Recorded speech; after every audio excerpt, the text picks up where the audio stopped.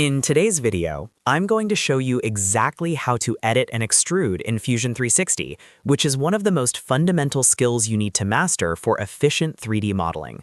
Whether you made a mistake in your initial measurements, need to change the direction of a part, or want to switch an operation from a join to a cut, knowing how to modify your existing features without deleting and starting over is a total game changer for your workflow. This method allows you to maintain your design intent and ensures that all subsequent features in your timeline update automatically, saving you hours of tedious rework. If this video helps you out with your project today, make sure to hit that like and subscribe button to stay updated with more CAD tips. All right, let's get started. First, you need to open your design in the Fusion 360 workspace. Once your model is loaded, the first step is to find the specific extrude feature you want to modify. To do this, look at the timeline located at the very bottom left of the workspace. This timeline is a chronological record of every action you have taken in your design.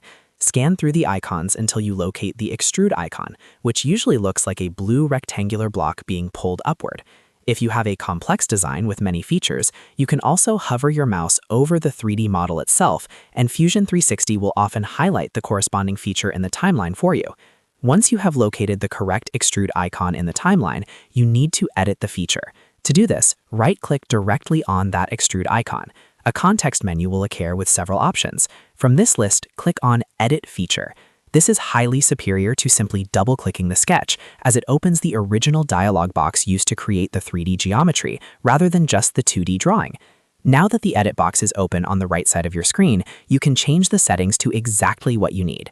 You have full control here to modify the distance by typing in a new numerical value, or you can change the direction from one side to symmetric or two sides.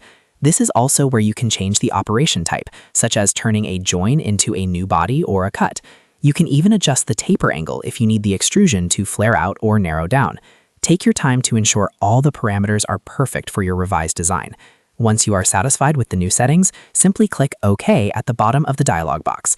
Fusion 360 will immediately process the changes and update the 3D model with the new extrude settings. You will notice that any fillets, chamfers, or holes that were dependent on that extrusion will also shift and update to match the new geometry. It is a powerful way to refine your designs on the fly without any hassle. And that is it. You have successfully learned how to edit and extrude in Fusion 360.